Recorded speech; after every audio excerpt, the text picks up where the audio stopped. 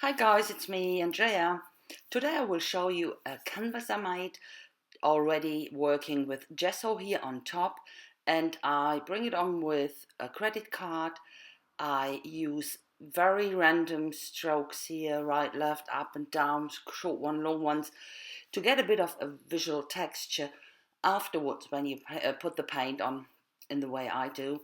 And I dry the first layer and put a second one on in the same way, short strokes, long strokes, and so on. And you will see the texture afterwards. I will show you in the close-up at the end.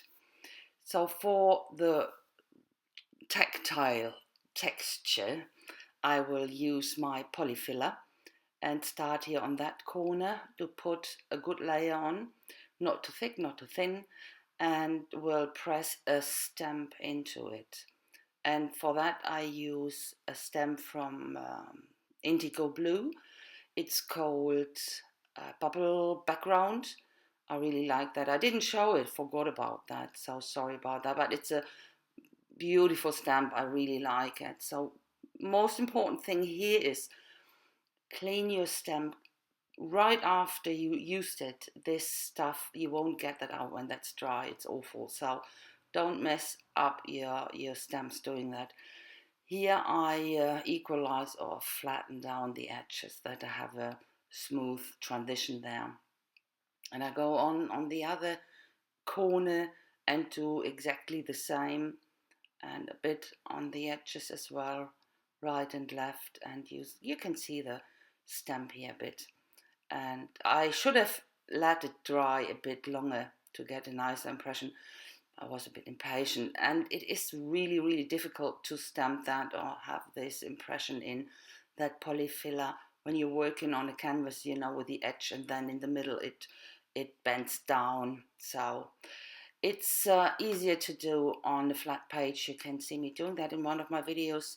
I make a background with that stuff. I think I will put a link in the description box. If you're interested, you can watch it. So I put a layer on gesso on top to get a smoother surface to work on, because the polyfiller is pretty rough. I start with my turquoise. It's Amsterdam acrylic, and the second one is the burnt sienna. I love these both colors together, and I have a series. I do 3 canvases, 2 are already finished, and that third one. And I keep it quite thin, bit of water, put the paint down, and then I'm working with a baby wipe to put it on. And I go with a dirty or sienna burnt soaked baby wipe over the turquoise paint to have it a bit dirty. I didn't want to have it that clean and neat. A bit of turquoise on top of that again, and again a bit of sienna on top of that. And you can go on like that as long as you're not satisfied. Go on with more layers. So then I use a burnt umber here with half 1:1. It is with glazing medium, and I let that soak in for a while that starts to dry. I use one of on my sheets here. I always have prepared sheets with rust on top, and on the other side, on the reverse, I draw some circles, not very circly circles, but they will be even more uncircly when I cut them out. So I didn't want to have them that precise and that round. So, and now I start to put everything, or not everything, but most of it off with a baby wipe. And the dark stuff will stay in the deep valleys, in the wrinkles, in the edges, and that's what I wanted. That works perfect. You need to wait for the right moment. When you wipe it off too early, you won't see hardly anything, and when you start too late, it will, you won't be able to remove it. So you need to have the right time. Now that's a close up. That's what it looks like.